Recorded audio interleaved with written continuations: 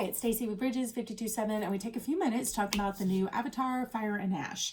So, but before I start, I want to just say I fully understand that there are some believers who have some concerns about some of the spiritual messages in Avatar, just like people have a hard time with Harry Potter and things.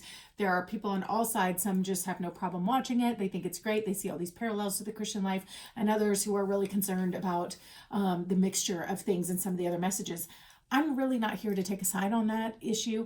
I'm going to just say, like, as Paul wrote, like, at some point we'll all have a like-minded view of things, but until then we need to each live up to what we've already attained. That's what God's asking us to hold to. What if the eating meat bothers you, great. If it doesn't, great. But you live up to what you have attained, right? To the conviction of your heart. So that's kind of where I'm at on that. I'm really not here to take a stand. What I do want to do is say, hey, movies are a tool that our culture gives us. So how do we take the tool and use it? So my hope is to give you a few touch points that you can use to have great conversations moving forward. And this movie, though, to be honest, there's so many opportunities for conversation. Like, there's so much. So I'm not going to be exhaustive. I'm going to focus on, I think, maybe two things.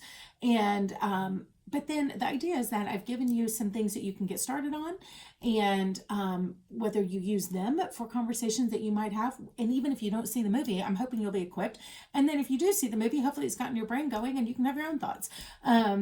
I want to teach you how to think. I don't want to do your thinking for you, but I like being part of the think tank and getting to throw my 2 cents in. So I do think that the Avatar movies are really great storylines. I think he does a good job of storytelling in these movies. A really good job. So that being said, there's like so many amazing points to work with, and visually they really have a lot. There's been, I will say, even from the first one of the images, this is for free. You're welcome. In the very first one, there's a scene where they're walking at night. And as they walk, everywhere their foot had hit, it's like bioluminescence gets stirred up. And if you know anything about like the bioluminescent waters and things, the waters will be black until you paddle. And there's something about the oxygen and the movement hitting those molecules that makes them then glow. So he employs that same idea in whatever the name of the world is that they're in, Pandora or whatever. So they're walking, and as they walk, things start to glow behind them. For me, that has been such an image that I have kind of prayed over, like, Lord, I want to walk in such a way that everywhere I go, I don't even know, but the fragrance of Jesus, the light of Jesus is left behind, and things are left like feeling the stirring up of your presence, Lord. Like, I would love that wherever I go, something is lit up behind me and lives are touched and changed. That's like, to me, that is an image that has given me, has inspired my life and my prayer life with the Lord. Because that makes sense to me visually, that could happen in the supernatural, in the spirit world as I walk, and even in the physical in its own way, right? So I just think some of these worlds, and when you're looking at a world that's different than the one we know or whatever, there's all these parallels, but also sometimes fantasy allows us to receive certain things that we may not see or receive in the natural, but we'll receive it in the supernatural, or in that fantasy. This is why, like, so much political criticism or like people use comedy to bring about truth, because if we're laughing, we can kind of receive something that maybe we couldn't hear directly, right? I just think so many times this opens us up to receive some things differently. I understand that's why some people would even be concerned, though, about the religious influence. If it's not what you agree with, and then suddenly you're watching something, is it opening you up? I would say that's true of anything we watch or entertain. We need to be careful and wise. However, like I said, the truth of God is in all of this. So the enemy cannot tell a story. He's not creative. He's responsive. He can take what God has done and take it, twist it, pervert it, repackage it, use it. He can do those things, but I don't think he has creative powers to create something new. He can't create new stories. God's already told all the stories. The best we can do is harness those stories and put them together in new ways. So that being said, all the good elements in this story, I think, actually can still point us to Jesus if we just have the eyes to see it. So there are 2 moments I'm going to focus on in this.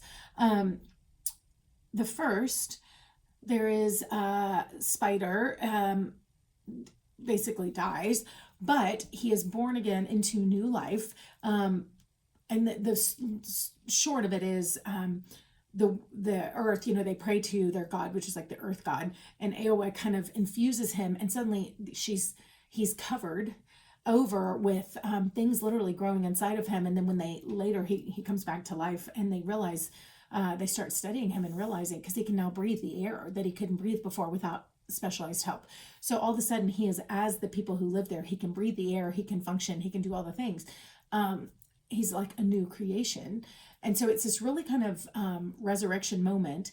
But the life of Eowa, it's not blood in this case, but it is like fibers, come into his body and infuse every part of him so that they can't take it out.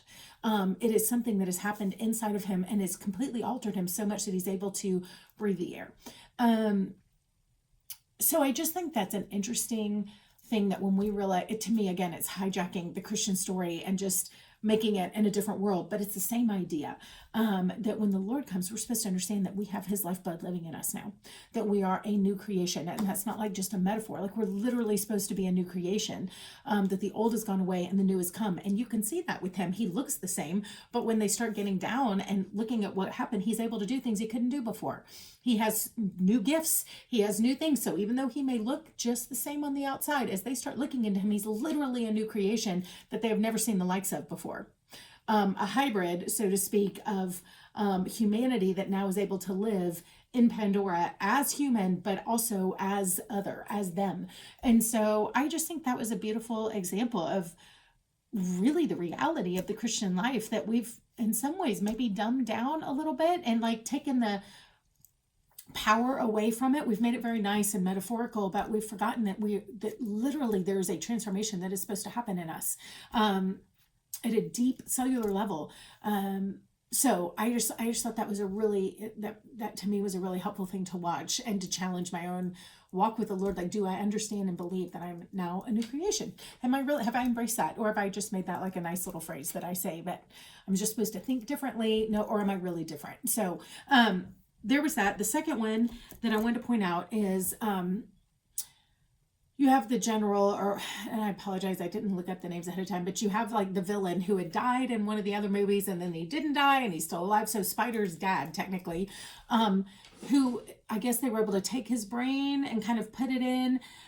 So he is literally a Pandora person, with the memories. They kind of created a simulation or something. And I forget, I haven't seen the second one in so long, but he lives, but they keep making a distinction in the movie, and this is what I think is important. He has the memories of this villain from the past movies.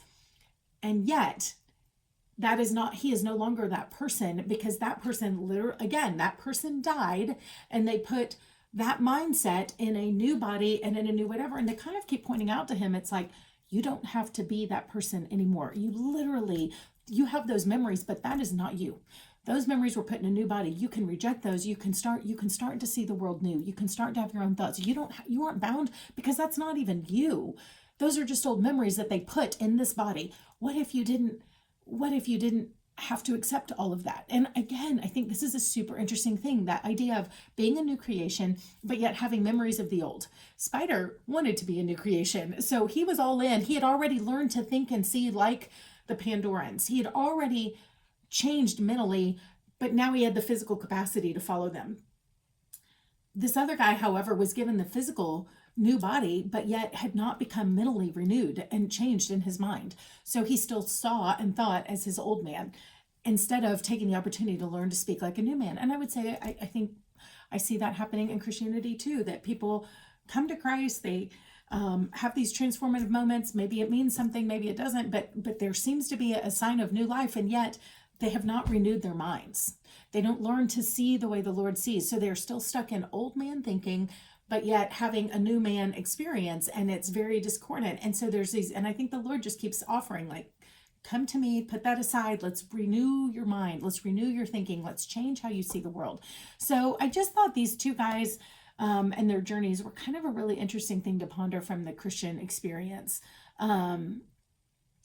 And I think give you some interesting opportunities for conversation with other people who might see it, in terms of, like, again, simple questions. Just what stood out to you in the movie? And what did you think about this thing with Spider becoming renewed? And did you know that's kind of what the Bible talks about, how you become a new man and whatever, and that we have to renew we have to learn to see differently because we can stay stuck in old patterns. Like, I think we can just start asking questions to people, using these couple of people as examples. And that, again, it's like the comedy thing where sometimes you can have a conversation about a character that's outside of me. It's a fictional world, but if somebody's having that conversation about them, I can glean from it.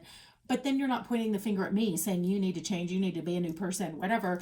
But when somebody points out how this can happen over here and how that happened in them, and that's what Jesus says, maybe I can receive that and go, okay, well, maybe that's possible for me too. But again, it puts a little bit of a buffer between the truth and me, not so that I don't receive it, but so that I'm not immediately defensive because someone's suggesting that I need to change. That's a hard one to receive. But if somebody's talking about an idea out there, it's amazing how much easier it is for me to want to apply it to my own self when nobody's telling me I have to, right?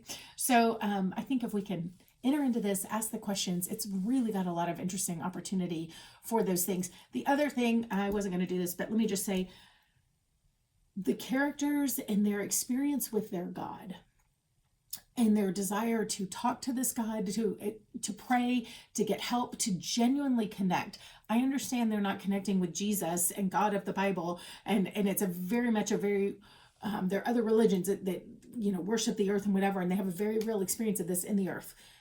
That aside, though, their experience of faith and of trying to connect with a living God, even if they don't have the right name for it and the right understanding of it, that experience is so real. And that I felt so deeply her going, I'm trying to push into you. Why do I, one of the characters just kept trying to reach Eowyn and have connections and deep intimacy and conversation, and yet feeling like she was rejected. I have struggled with that my own self, and how they join together and going. And the Bible talks about like gathering together in his name, that there's power in us helping each other approach the throne of grace. There's also intimate connection, but there's something about us coming unified. I mean, there were so many things in this that I think have really powerful connections to people's walk of faith and their experience with the Lord, or with just religion in general, that you can ask, like, do you feel like you're shut out? Like everyone else is having a real conversation with God and you're being shut out of that. What is that like for you? So there's so many opportunities if you will go see this movie, or just get curious and ask questions of anyone else who has seen it. Hopefully this gives you enough to work with. And I pray that these things become amazing touch points, that this is like, instead of having a tract and a gospel and whatever, you can just use the culture all around you to engage with people and to go deeper into faith and life and relationships with yourself, with each other, with the Lord, all of it. All right. Thanks so much.